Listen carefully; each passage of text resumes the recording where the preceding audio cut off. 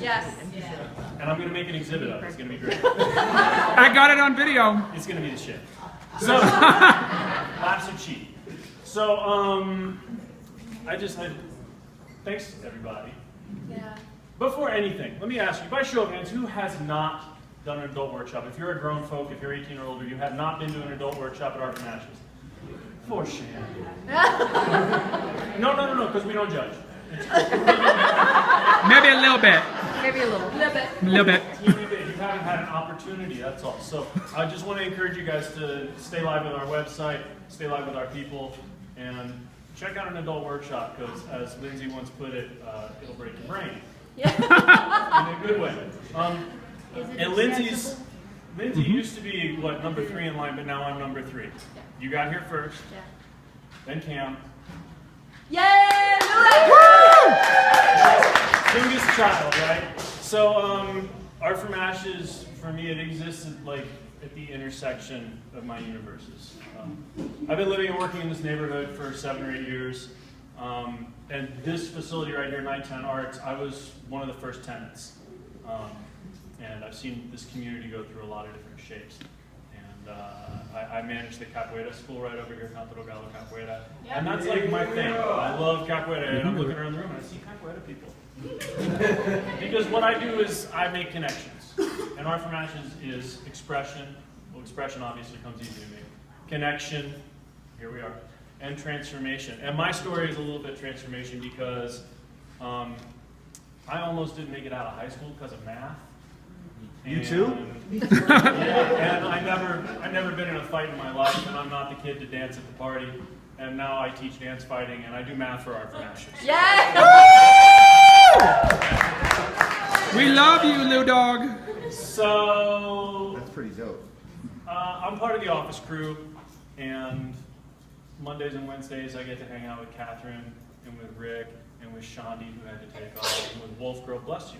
And who else? Jessica. And the Daily Crew.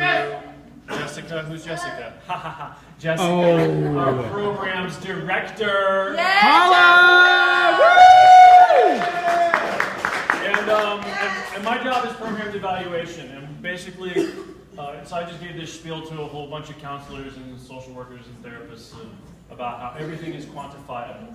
Your feelings are quantifiable. If I'd been very clever, I would have written a survey, and you would have come in, and you would have gone, check, check, check, check, check, I feel the following about poetry.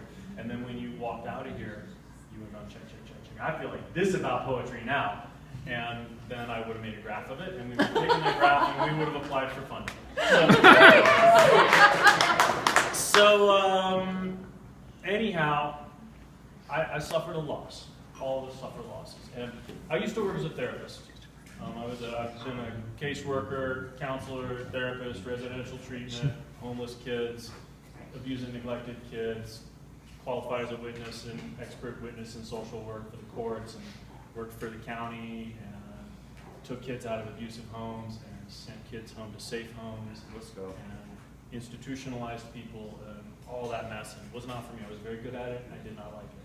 Yeah. And I went to Brazil to do capoeira, and learned some Portuguese, and then went to grad school in Atlanta. And I thought, capoeira and children, and creativity in children, like, it's a no-brainer that if kids express themselves, they'll feel good. Because that's true for me. I feel good right now.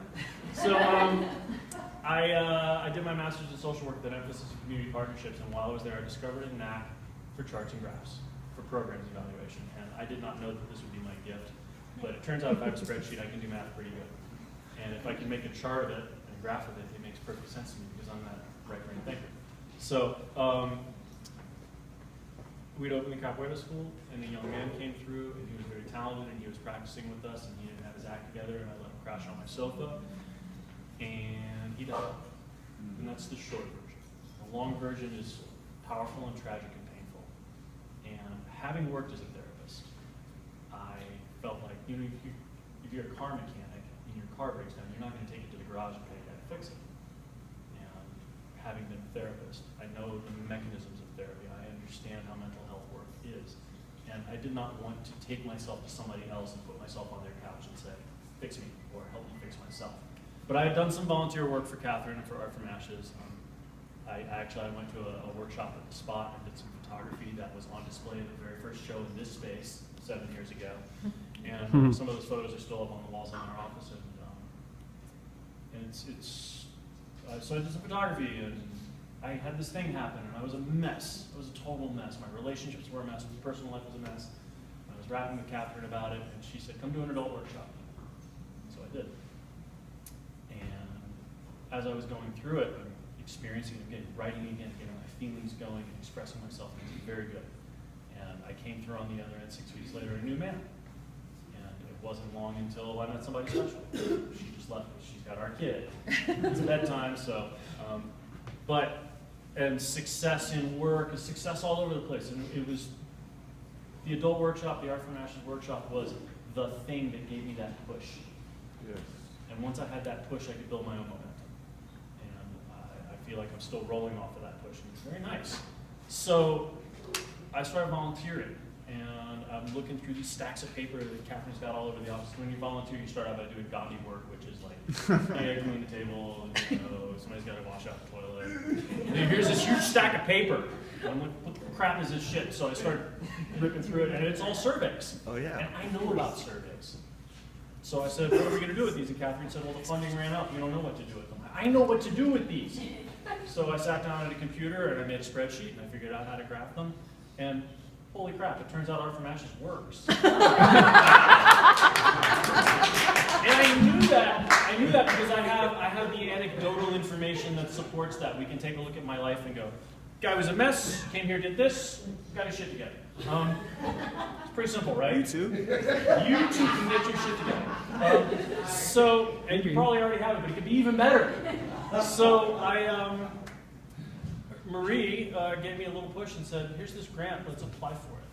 What's it about? I don't know, just fill out this stuff. And so I filled it out, and we got a huge grant from SAMHSA, Substance Abuse and Mental Health, Human Services, awesome. I don't know what it stands. There's so many acronyms and so forth, it's infuriating. But in general, when you apply for a federal grant, they say we have, for example, $24,000 to offer you. And you ask for 24, and they say, you did a great job, pal. Here's $18,000. Good luck with that. Nobody ever gets fully funded. They told us they had $24,000. We applied for $24,000. They gave us $30,000. Yay! With that $30,000, we managed to squeeze a little more than a year's salary for me. We got another good friend of mine who's a licensed clinical social worker to come in and do focus groups and interview the kids, and interview the staff, and interview the community stakeholders. And it's turned out such a huge volume of data that I'm still working with it almost a year later. Again, the short version is, it works.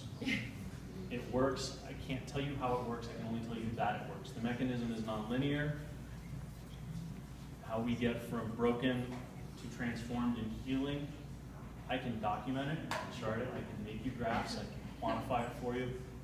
The story is really told by the kids. The story is really told by the poetry. The story is really told by all the love that you see in this room tonight.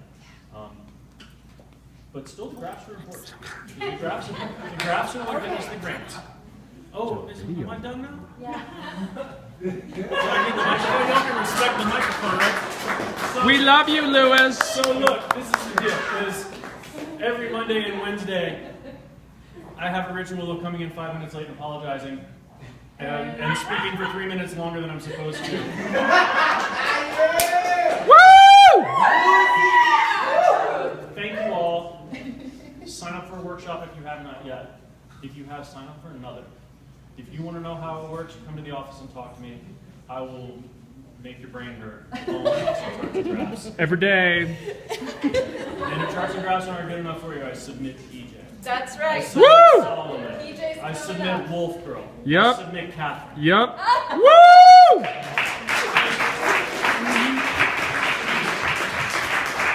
Okay, one more poem from PJ, and then we're going to find out who won the raffle. Cool beans? Let's go.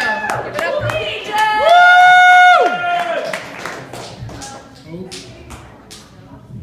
Do that to everybody. Yeah, that damn thing. Get the gorillas on. Alright, we're good.